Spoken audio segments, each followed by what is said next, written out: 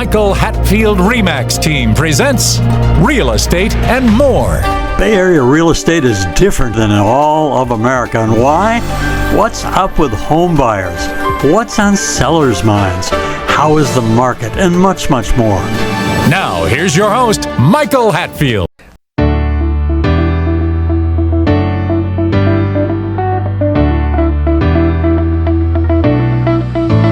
Well, welcome back to the Real Estate and More Show. I'm your host, Michael Hatfield. Today, investments and your real estate is a very special show. So accordingly, we have a very special guest. All has heard his name, his radio and television shows, a well-known radio host of Don't Invest and Forget, a financial advisor, retired by the way, for more than 30 years, a good friend. I have frequent guest Pat Vitucci on the show, and he is just amazing and a person ready to share his knowledge and wealth on financial investments and real estate. Welcome back to the show, Pat. Michael, thanks so much for having me. It's always fun being on your show. Yeah, Pat, you know, if we were to go back 40 years in the Bay Area, what would you have changed regarding your real estate investments? Well, I was in the fourth grade 40 years ago, so let me think about that. Seriously, it's all about having a plan. And if you have a plan, certainly making adjustments to it over the years, because life throws you curves, as you know. Children come and grandchildren come, and your career goes left, it goes right, it goes down, it goes up. So lots of surprises, some good, some not so good. But I think having a plan and recalibrating it as you go through all the hoopla, and of course, diversification. That's always real important. Mm-hmm. You know, real estate is certainly kind of the foundation that you build as a young family. Mm-hmm. It's really a place to create your life, your family. But guess what? It's also an investment that historically has had a fantastic return. Never can guarantee that tomorrow. Markets go up, markets go down, but generally speaking, particularly here in California, it's been a superlative market for my whole lifetime. I've been here on the West Coast for 40 years, having grown up on the East Coast. But life in California still is a pretty cool spot. Yeah, we've got problems, we've got issues. Name one part of the country that doesn't. But so we're blessed with, first of all, being in the USA, and secondarily being in an area where the weather and the culture is still a pretty cool spot, don't you think? I do. You know, going back, if I were to say 40 years ago, I would have probably done a better job at my investing, real estate-wise as well as plan-wise. Having a plan is absolutely essential, and even if it goes sideways, at least you can develop another plan. But having real estate and looking back, you know, gosh, if we would have put in all of our nickels and pennies and dimes into real estate back in 40 years ago, we would be extremely wealthy, or I would be anyway. I bought a home. Why didn't I buy two homes? Yeah. Right? Because then your net worth would have been, essentially double. Because who would have thought the prices we're looking at today? I mean, I talk to friends who live in Indiana, and they look at our housing prices, and my friend's got a 4-bedroom, 3-bath on an acre of land, and on a good day it's worth $450,000. And he just scratches his head when I tell him that size house here in the Bay Area is a whole lot more money. So it's our currency in California, Michael, is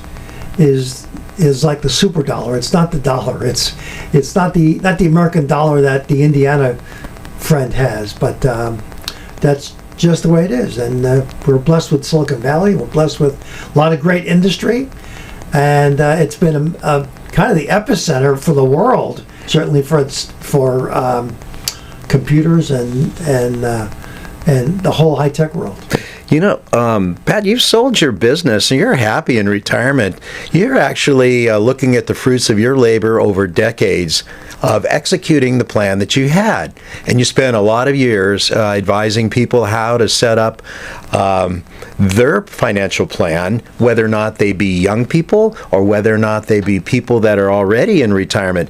And we have essentially home buyers that are young people, which you would make a plan for, especially involving real estate, as well as other investments. And then you also have the retired people that are out there that are potential sellers. So, what would you think now to make a plan for each one of these, the home buyers that are young, as opposed to a plan for the home buyer sellers that are older? Yeah, I had a great career. I loved the whole financial planning process. I was blessed with lots of wonderful clients that stayed with me for 30 plus years. So that young couple you mentioned, young people are in kind of the contribution phase. They're adding to their 401k. They're buying their first house. Maybe they're moving up to their second house, and so they're paying out tuition bills and maybe heavy mortgage payments, maybe a car payment. So that's when they're contributing and they're building their net worth.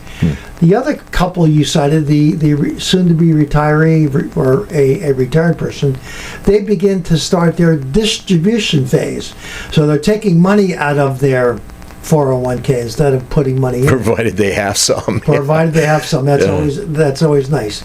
Maybe they decided on a reverse mortgage.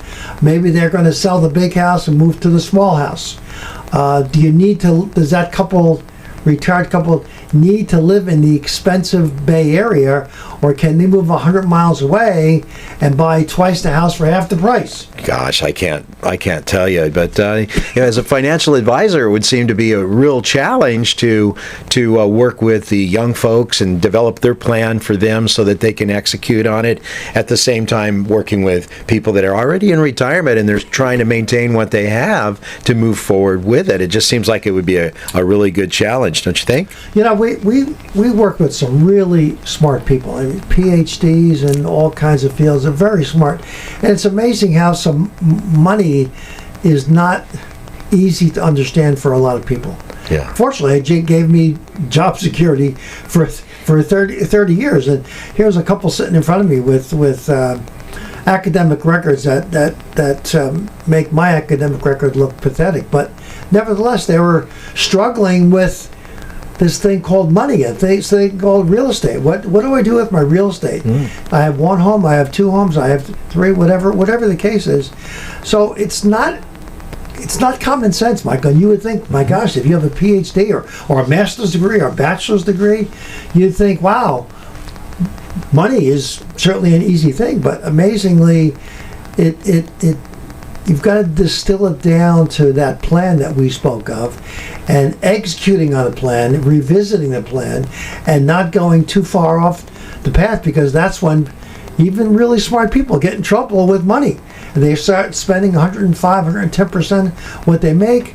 They start buying all kinds of things, toys. We're all subject to buying our toys that are expensive. They buy them on credit. So now all of a sudden their monthly nut becomes pretty unmanageable, despite them making a boatload of money. An interesting thing about real estate is that there's several elements that allow us to take advantage of it. The first element is you get to live in the home. You get to raise your children. You have a place that they can go to school that's really nice normally, and then you also get to enjoy something that most people don't think a lot about, and that's tax benefits.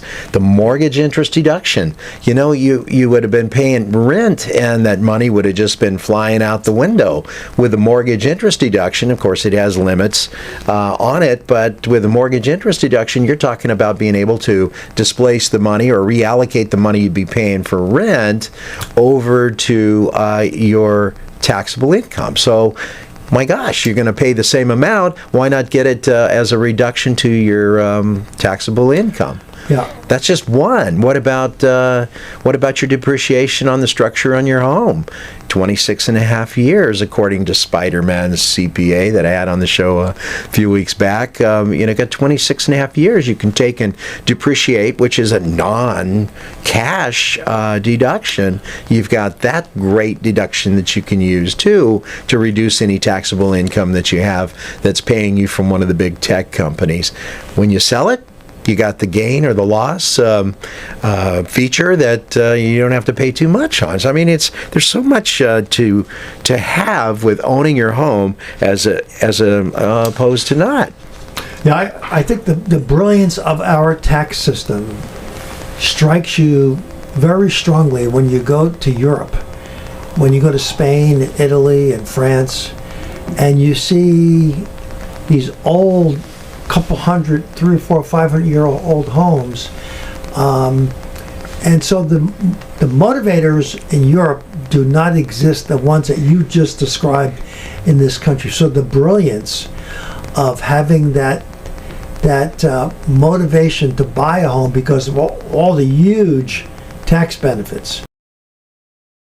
Please remember to go to our new YouTube handle, My Real Talk Show. That's My Real Talk Show at youtube.com, and touch that subscribe button. You can also find past aired shows at our handle, My Real Talk Show, on youtube.com. Wow. You get to deduct part of the interest in most cases. Generally, it appreciates. So it's a pretty brilliant system that's not paralleled, surprisingly, in other countries. And here we are, just a 200 and some odd year old country compared to Europe, which are 500, 1,000 year old, and the motivation of our systems, of our economic systems, is profoundly different and wonderfully productive. Because it gets down to what's going to motivate you and your wife to extend yourself in this very scary thing. You buy a house and get a giant mortgage payment.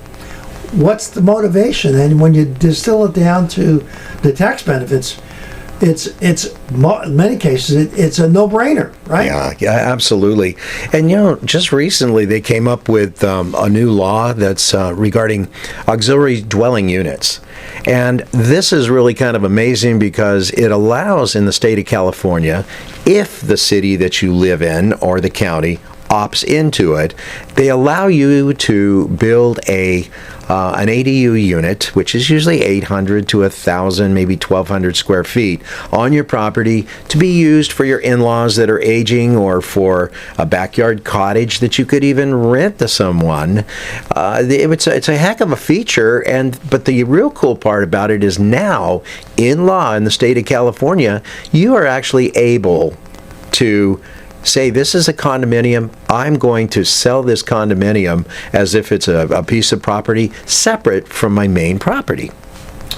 Yeah, that's a new feature. That's what maybe 5, 7, 8 years old. I'm not sure. No, 8 months old. Oh, it's okay. Yeah, it's that new. Yeah, and so that puts a whole new opportunity for aging parents, young folks who find buying houses economically not feasible, so you let your son or daughter stay in your ADU for X years and let them build up equity, build up some savings.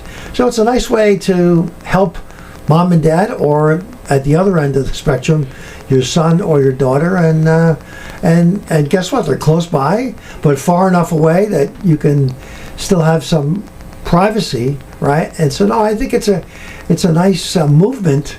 And it looks to be a pretty popular one at that. Yeah, absolutely. And then there's the other one now that they call JADUs, and that's where it's a small unit. It can be designated within your home itself, and it works the same way pretty much. It's incredible, and it's normally up to 500 square feet. It's a relatively small unit, but we could put one of those in your front room, probably.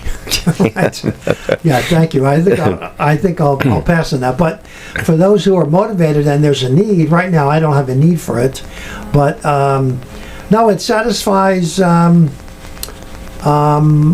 lots of issues, and maybe there's some rent you can charge to help offset your overhead.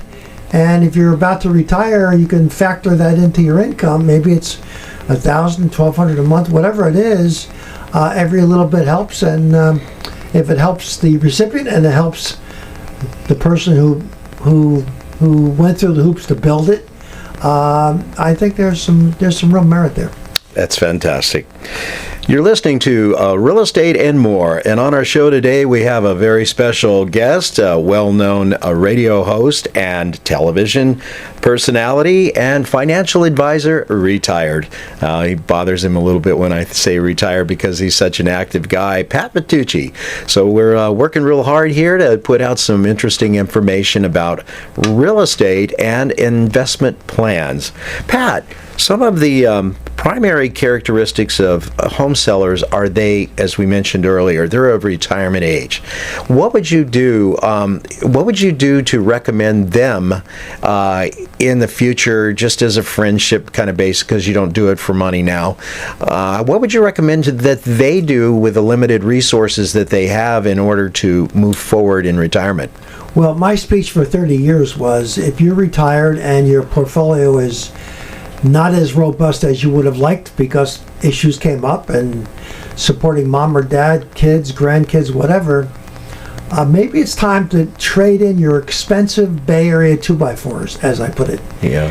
And sell your home and either buy down to a cottage, maybe even rent. What about renting? You can't let your ego not consider renting. Yeah, we all like to have home ownership pride, but sometimes renting an apartment or a small condo makes sense, or moving to a different part of the country, a different part of the world. Costa Rica, Portugal. Of course, there's the common ones, Texas and Florida and Washington and Iowa, and Coeur d'Alene is beautiful if you don't mind the rough winters. So you've got to be creative and take a step back and say, okay, how can I increase my monthly cash flow without compromising my lifestyle too much? Do I want to be closer to grandkids, or am I okay moving a couple states away? The state of Nevada, a no income tax state. Sometimes that little piece can make your monthly nut much more affordable. So you've got to be creative and look at all the options. Maybe you're a beach person, maybe you're a mountain person, maybe you're fluent in Spanish, so Spain or Portugal looks really attractive. Those are pretty radical steps, but people are doing it. I mean, Costa Rica is a big expat community. Recently I was in Mexico. Lots of Americans, lots of expats in Puerto Vallarta, Cabo, etc., etc. So there's some really favorable places to live, fun places to live. You're going to trade off your local doctor. You're going to trade off your local hospital. Maybe some friends you won't be as close to.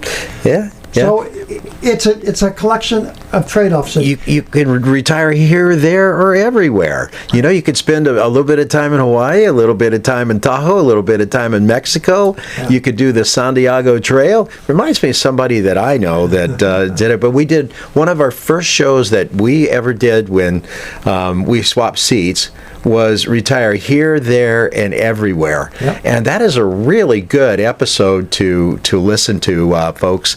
If you get a chance, go back and pick that episode up. Pat had some really great advice and for those who might be retiring.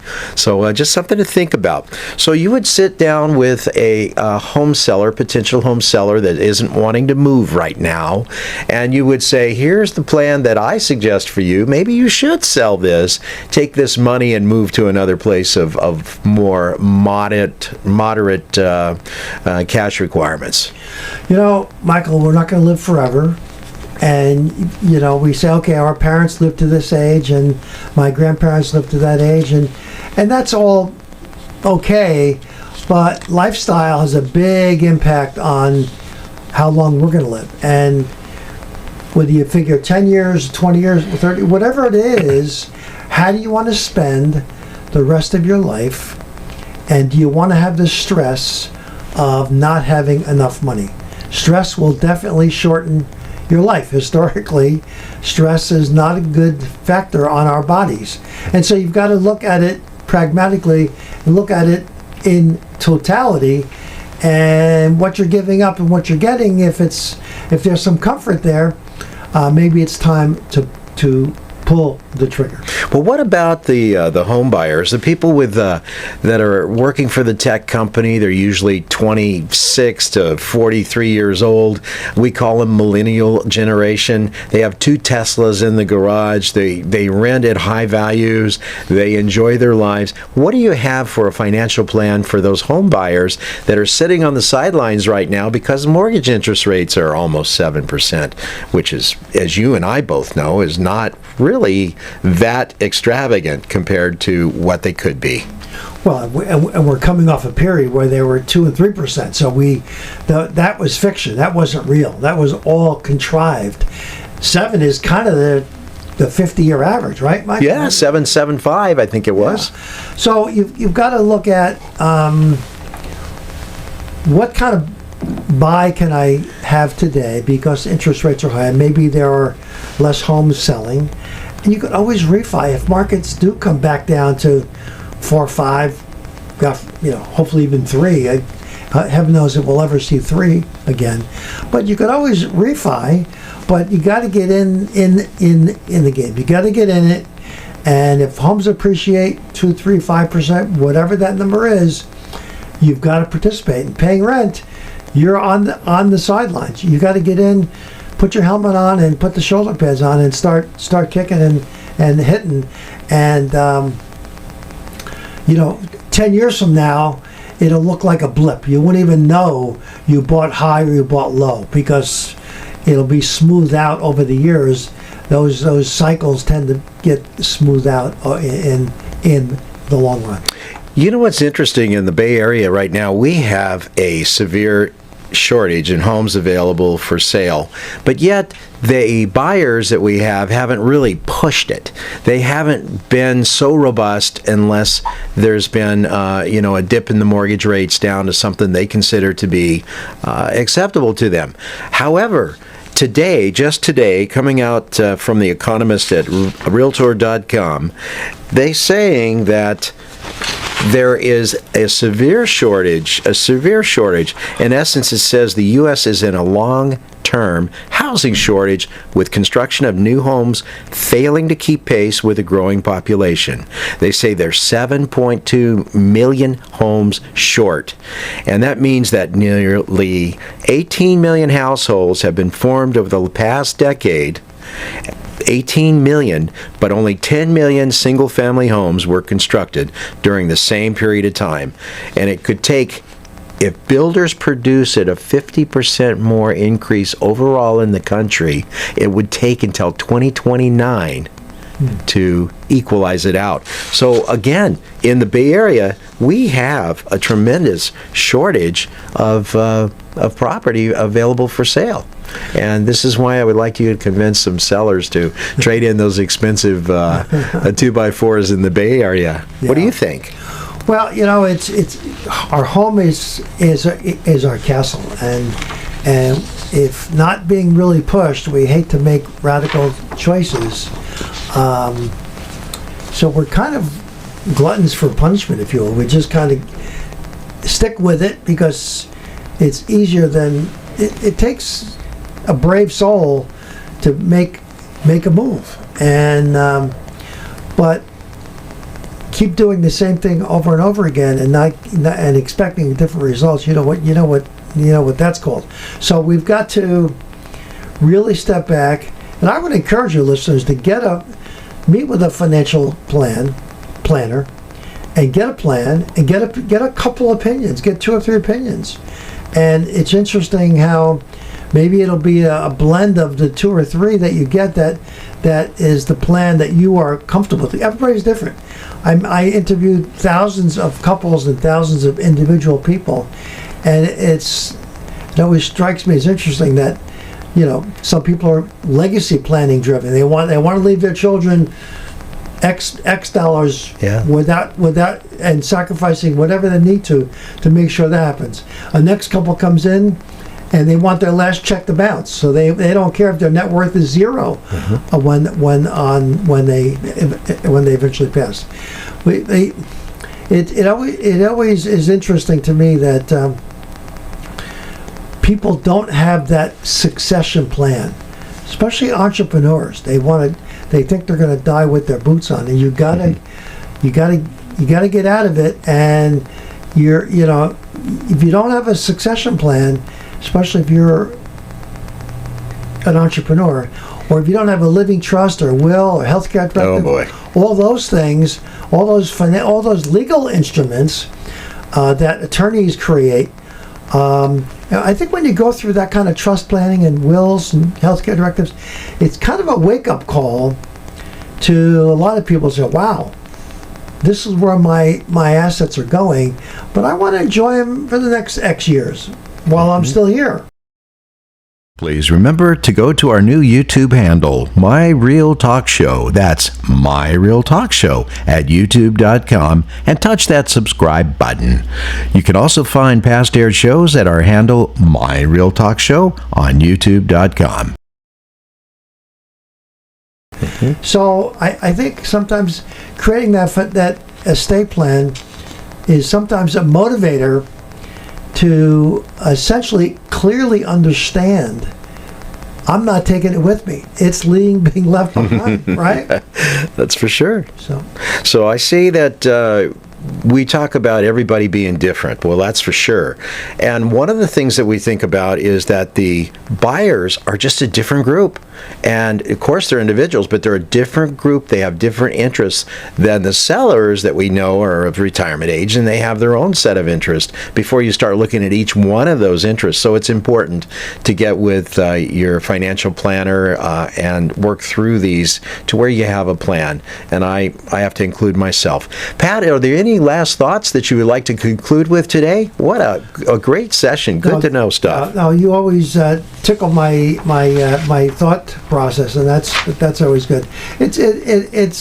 Look, real estate has got to be the foundation you build your net worth on, and everything else is it's like the Christmas tree. You put it in the stand, okay, then you start hanging ornaments on it, and your 401k, the 529 for the children's education, the estate planning tools that we talked about, all those components creates that plan that I think is critical, that you revisit. You pull it out of your shelf and dust off the cover and look through it again. So wait a minute, I have to change this and I have to change it. Of course you do, because your successor trustee is no longer your best friend, or the person is deceased. So you've got to revisit that plan, and that's what I think is the important part of kind of anchoring where you want to be in the next 3 to 5 years. Well, Mr. Vitucci, I have to tell you, I really appreciate you being on the show today. You're always an inspiration to everyone that listens. So as Mr. Vitucci has been in the financial planning side of consulting for more than 30 years, he recognizes the importance of how a family's wealth can be enhanced by savvy investing in real estate.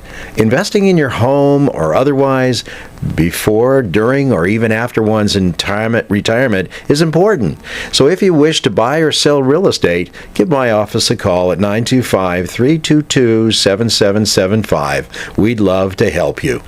I hope you've enjoyed our show today on investments and your real estate. Thank you for being on the show again, Pat. You're a great guy. Thanks, Michael. Appreciate it. You've been listening to the Real Estate and More Show. I've been your host, Michael Hatfield, and it's been my honor to have been here with you, where we talk with great people about important topics and about real estate. Please remember to go to our new YouTube handle, My Real Talk Show. That's My Real Talk Show at youtube.com, and touch that subscribe button. You can also find past aired shows at our handle, My Real Talk Show, on youtube.com. The views and opinions expressed are based on current economic and market conditions and are subject to change. Information on the show provided for illustrator purposes only and does not constitute professional or legal advice. Information from sources deemed reliable, but accuracy and completeness not guaranteed. Michael Hatfield and the Michael Hatfield RE/MAX team have no liability for information discussed on the show. Consult with qualified professionals prior to taking action.